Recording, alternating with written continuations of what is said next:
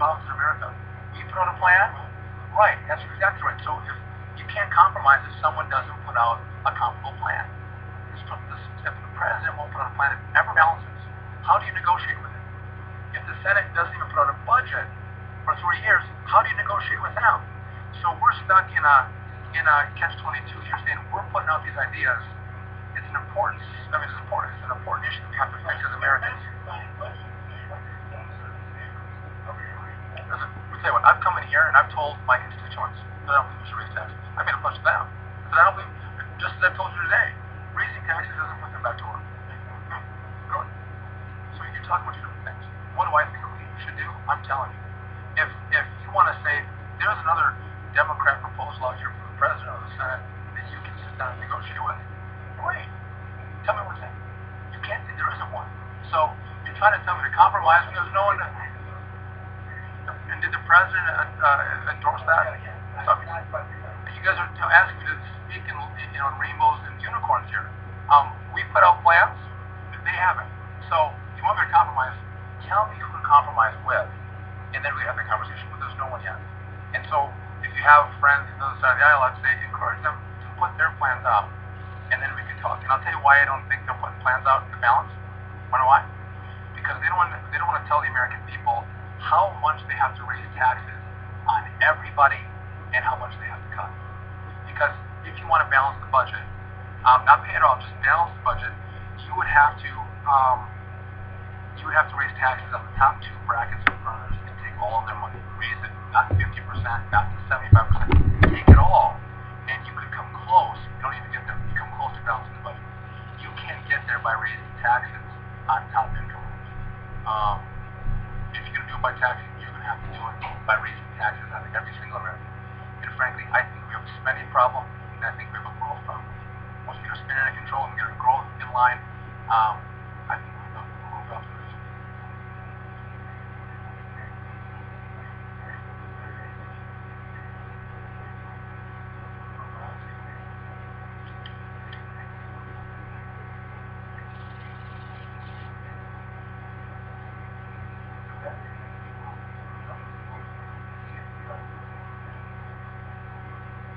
No, let's look at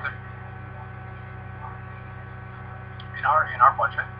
I voted in our budget both years. I voted to reform the tax code, where in principle we bring the rates down from 35 to 25%, and then we root out a vast majority of the loopholes. It has been sent to Ways and Means to work on details. But I voted for that structure. Do I think that these large institutions shouldn't pay taxes? No way. That's wrong.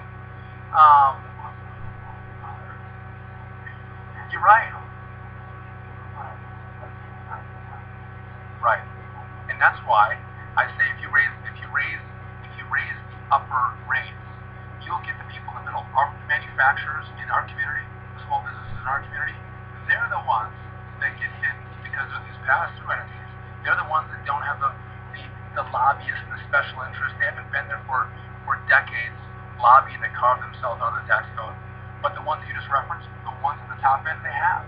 And so you big businesses is out of the mix, not paying, but our small businesses who have to compete with them are getting tax increases because they haven't been carved out. The system's not fair. This is crony capitalism at its worst. This is those with power and influence influencing Congress. It's wrong. And that's why I'm going, listen, make it fair, make it flat, make it easy. That's where we have to go. And that's what I voted for, that's what I pushed for. But you can't, listen, it is a very competitive global marketplace. If you look at Wausau, Wisconsin, do you think we compete with just Minnesota and Michigan? I talked to these guys. This is global. They're competing with everyone in all different parts of the world. You want to make sure that they can compete. And if you have all these regulatory burdens and you have all these tax burdens, it makes us less competitive. And if they're less competitive, you'll see less job growth. When you have less job growth, we have less people paying taxes. We have less people buying groceries, less people buying homes. It affects the whole economy. No, fantastic. Come on, Rob.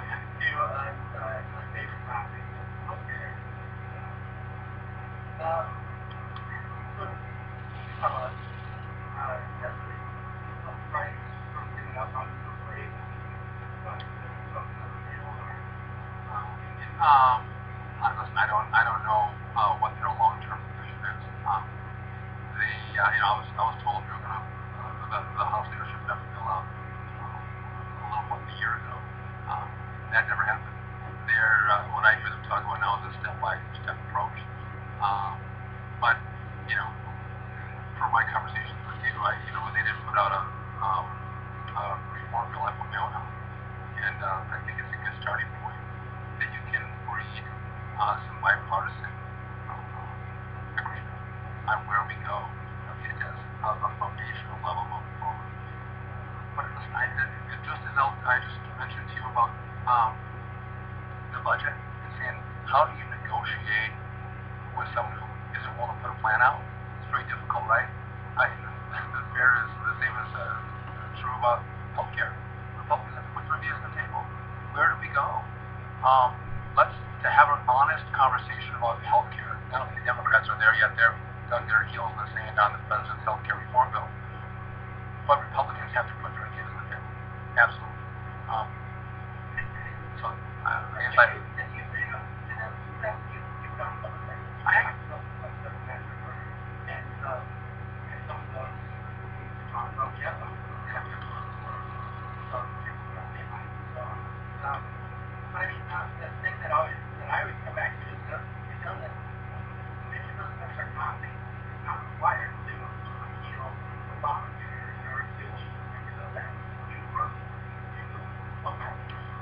first of all, I think if you look at the polling drives you, many Americans are unhappy with this reform bill. I think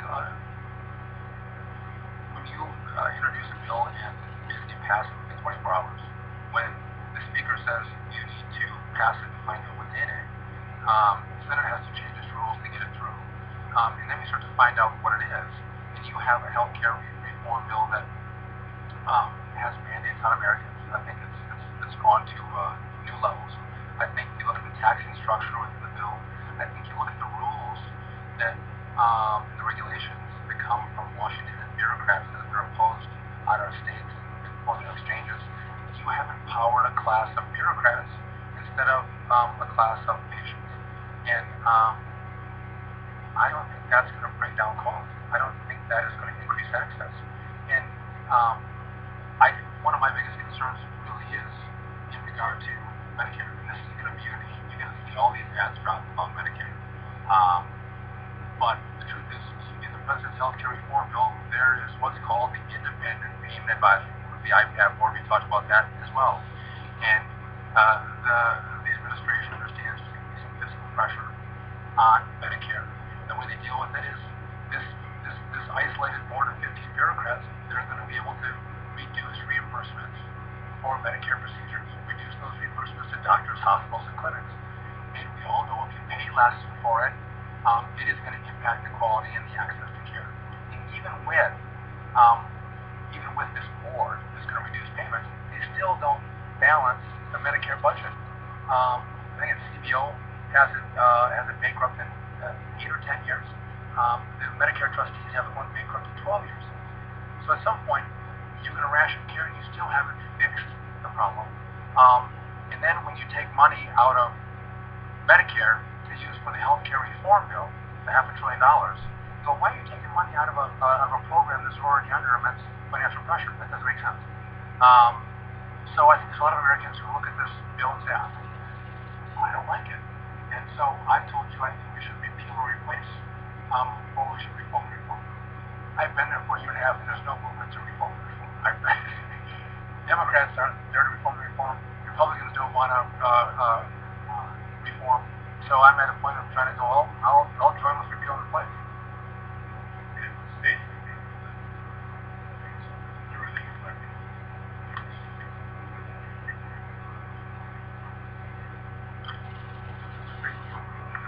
it's never going to block it. We certainly wait to see how they play it. And that certainly will be part of the discussion during the campaign. I think this will be a macro campaign issue. You see the presidential candidates talking about it. And I would agree with you. You won't see anything happen until next year. And so it's pretty simple. If the president's reelected, this will be the law of plan for a very long time. If he's defeated, I think there's a good opportunity to have a replacement for him. Great.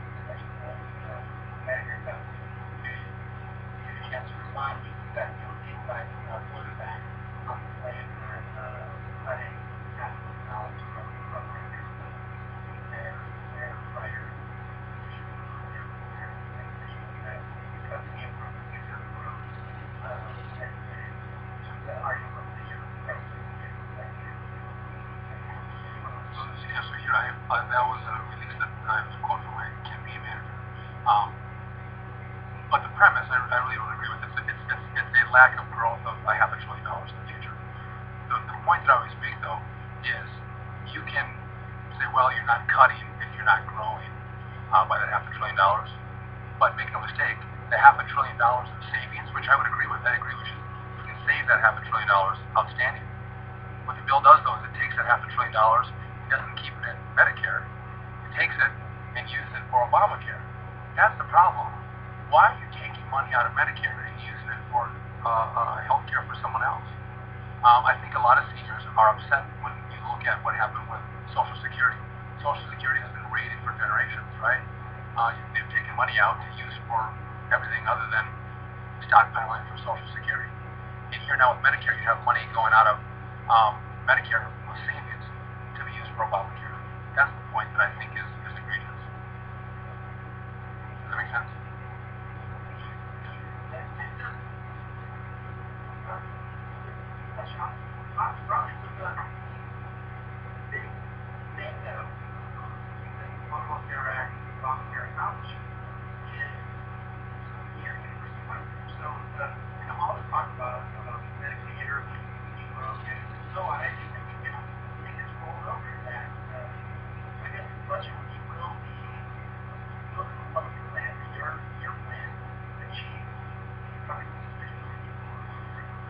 So, if you look at Wisconsin, we have, I think it's roughly 5% of the population getting coverage, right?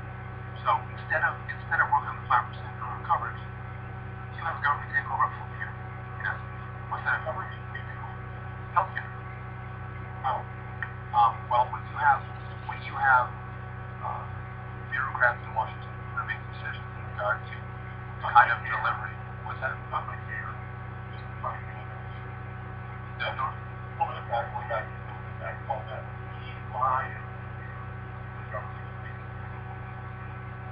Well, I'm glad to hear when they said Republicans had done something with regard to Medicare and changes if you look at the government's involvement, is the government involved in the healthcare from Wausau Herald?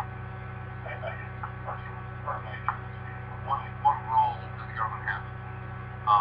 The kind of plan that you have. I mean, there's nothing that Wausau Herald says, this is what we're going to offer to you. We're going to offer you some kind of support. You're going to match that with something else. There's no bureaucrat in Washington that's structuring the plan for you to the Wausau Herald. That's what's going to happen with some healthcare reform. If you don't want to get healthcare from the Wausau Herald, you have a choice to go, you know what? Let's negotiate something here where you can give me a little extra money. I don't want to get it. You can do that too. You can, or you can say I don't want it. So when I say the government is people, okay, well some people don't have that, and they can choose not to have it. Some can choose to have it. The bottom line is, I think we should be working on a plan that allows people who have pre-existing conditions right now, and I think that's an egregious point. You have a pre-existing condition, I think we got to have some system where you can get coverage. You're probably going to pay more for it, but you're going to be able to pay for it. You're going to be able to access